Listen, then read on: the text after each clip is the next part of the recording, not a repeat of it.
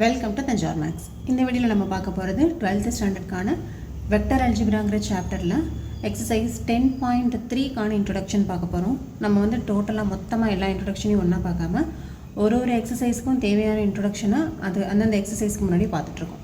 Okay, so அந்த இதில் பார்த்தீங்கன்னா இப்போ 10.3 எக்ஸசைஸ் இருக்கு இல்லையா, அதுக்கு தேவையான இன்ட்ரொடக்ஷன் அதில் யூஸ் பண்ண போகிற ஃபார்முலாஸை தான் இந்த வீடியோவில் நம்ம பார்க்க போகிறோம். ஸோ இந்த 10.3ல் வந்து நம்ம எதை பற்றி நம்ம டிஸ்கஸ் பண்ண போகிறோம் அப்படின்னா scalar product or dot product. அதாவது ரெண்டு வெக்டர்ஸ் கொடுத்துருந்தாங்கன்னா அதோட ஸ்கேலார் ப்ராடக்ட்னு சொல்லலாம், இல்லை டாட் ப்ராடக்ட். அது எப்படி கண்டுபிடிக்கிறதுங்கிறத ஃபஸ்ட்டு நம்ம பார்த்துக்கலாம். நம்ம சேனலை நீங்கள் சப்ஸ்கிரைப் பண்ணாமல் இருந்தீங்கன்னா சப்ஸ்கிரைப் பண்ணி வச்சுக்கோங்க. வாங்க வீடியோக்குள்ளே போகலாம். ஸோ இப்போ ஏ வெக்டார் பி வெக்டார்னு சொல்லிட்டு ரெண்டு வெக்டார்ஸ் கொடுத்துருக்காங்க. இதோட டாட் ப்ராடக்ட் வந்து நம்ம எப்படி கண்டுபிடிக்கிறது அப்படின்னா ஜஸ்ட்டு இந்த ஐ காம்போனண்ட்டு ஜே காம்போனண்ட்டு அதே போல் கே.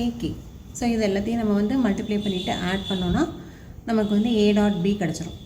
ஸோ இது நம்ம எப்படி ரீட் பண்ணணும் அப்படின்னா ஏ டாட் பி அப்படின்னா வந்து ரீட் பண்ணணும்.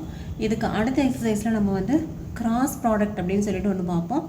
ஸோ அதை வந்து நம்ம ரீட் பண்ணும்போது ஏ கிராஸ் பி அப்படின்னு படிக்கணும். அதை வந்து நெக்ஸ்ட்டு எக்ஸசைஸோட இன்ட்ரொடக்ஷனில் பார்த்துக்கலாம். இப்போ நம்ம பார்க்குறது வந்து dot product, that is A dot B vector. Okay, so first I component வந்து 2, இதோட I component 2 plus J component 3, இதோட J component 6 plus K component 4, இங்கே K காம்போனண்ட் -5. மைனஸ் இருந்ததுன்னா மைனஸையும் சேர்த்து தான் நோட் பண்ணிக்கணும். 2 2s are 4, 6 3s are 18, plus into minus minus 4 5s are 20. Okay, இப்போ இது வந்து 22ல் 20 போயிடுச்சுனாக்கா 2. அதாவது நமக்கு ஏ அண்ட் பின்னு சொல்லிட்டு ரெண்டு வெக்டார்ஸ் கொடுத்துருந்தாங்க. அந்த ரெண்டு வெக்டாரோடைய டாட் ப்ராடக்ட் தான் நம்ம இப்போ கண்டுபிடிச்சோம். டாட் ப்ராடக்ட்னு சொல்லலாம், ஸ்கேலார் ப்ராடக்ட் அப்படின்னு சொல்லலாம். ஓகே, நெக்ஸ்ட்டு இதில் சில நோட்ஸ் வந்து நம்ம இந்த எக்ஸசைஸில் யூஸ் பண்ணக்கூடிய சில ஃபார்முலாஸ் கூட சொல்லலாம். அது என்னென்ன அப்படின்னு சொல்லிட்டு பார்க்கலாம்.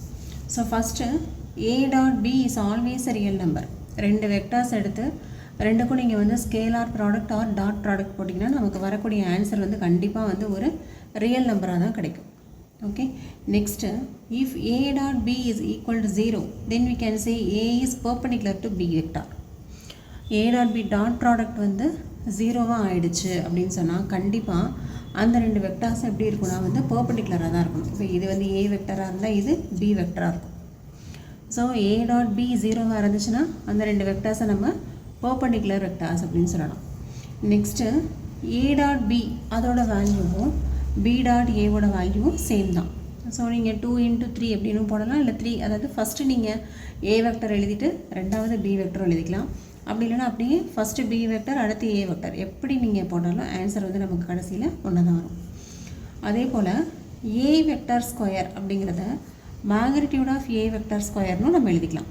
ஸோ இதுவும் வந்து நிறைய இடங்களில் நம்ம வந்து இந்த ப்ராப்பர்ட்டியை நம்ம யூஸ் பண்ணுவோம். ஜஸ்ட்டு ஏ வெக்டர் ஸ்கொயர் அப்படிங்கிறதும் magnitude of A vector the whole ஸ்கொயருங்கிறது வந்து சேம் மீனிங் தான்.